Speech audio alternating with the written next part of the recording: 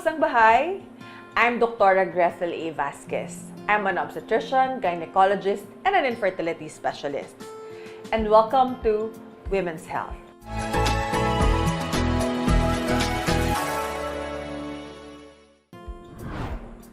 Today ay pag-uusapan natin, bakit nga ba may mga ibang kababaihan na kahit nasa wastong edad na sila, ay hindi pa sila nagre-regla?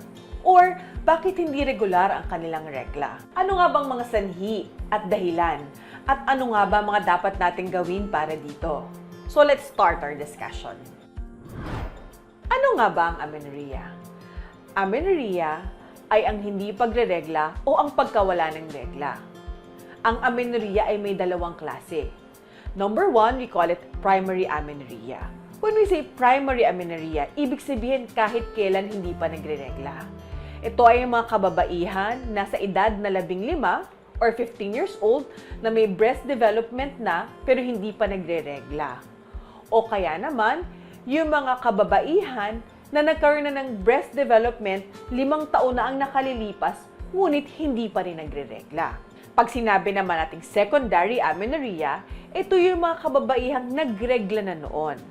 Ngunit sa loob ng 6 na buwan ay tumigil ang kanilang regla o 3 sunod-sunod na regla na buwan na hindi sila nagre-regla. Ano nga ba ang dahilan kung bakit may mga ibang kababaihan sa edad na 15, may breast development na, kumpleto na lahat, ay hindi pa nagre-regla? Upang ang isang babae ay magregla, merong mga bagay na kailangang maayos. Number 1, kailangan intact ang komunikasyon mula ng utak at ng ating pagkababae or our female reproductive system. That is what we call an intact HPO axis or hypothalamus, pituitary, and ovarian axis. Ikalawa, kailangan normal ang development ng female reproductive system.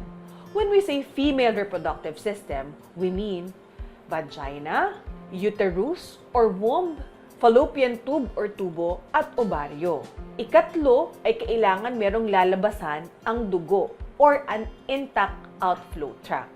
Any abnormality sa tatlong iyon ay maaaring maging sanhi kung bakit hindi tayo nagre-regla. Ngayong alam na natin kung ano ang kailangan upang magregla ng ayos. Ano naman ang sanhi kung bakit hindi nagre-regla ng ayos? Ang mga causes o dahilan kung bakit hindi nagre-regla ng ayos ay number 1, immature ang HPO axis. Ibig sabihin, pag hindi pa mature ang koneksyon ng utak at ng female reproductive system. Number 2, kapag may abnormality sa development.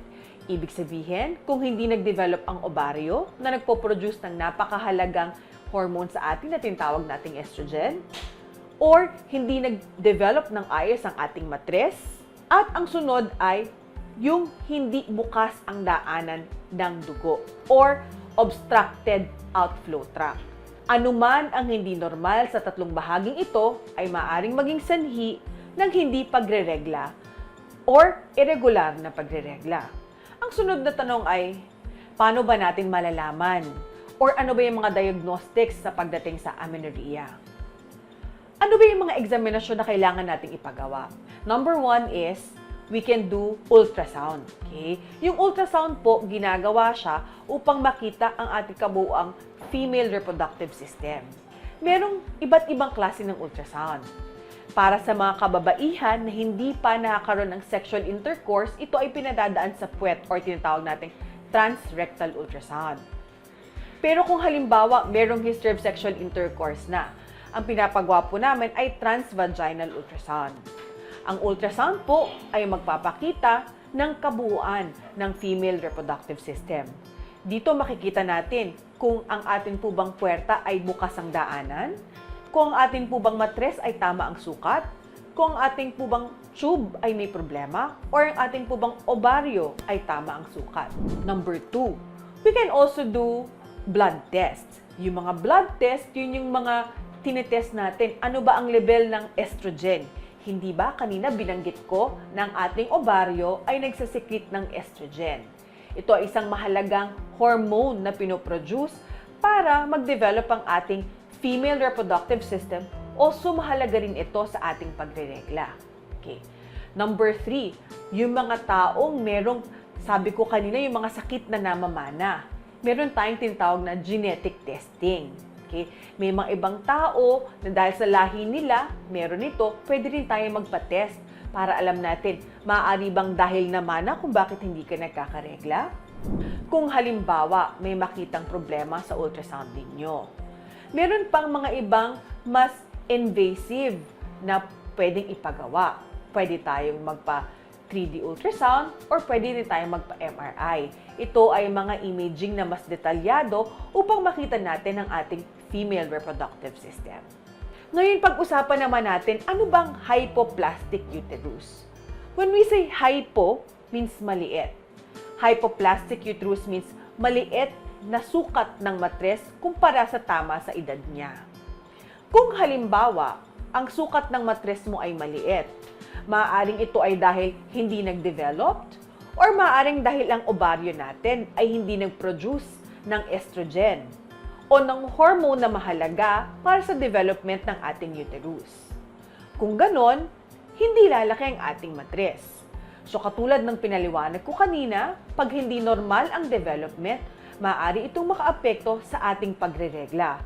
So pag sinabing hypoplastic uterus, maliit na matres, dahilan kung bakit ang isang babae, kahit edad 15 years old na siya, kahit may breast development na siya, ay hindi siya nagre-regla. Ang tanong, anong dapat kong gawin kung meron akong hypoplastic uterus? In general, ang management ng amenorrhea will depend on the goals. Okay, kung halimbawa, ang gusto mo lamang ay magregla at makitang ang iyong maliit na matres ay hindi dahil sa isang genetic problem or hindi dahil sa abnormal na pagkabuo nito. Kung ang dahilan lamang kung bakit maliit ang iyong matres ay dahil hindi nagpo-produce ng tamang estrogen ang iyong ovaryo, and then, ang tamang gamutan para dito ay tawag namin hormone therapy.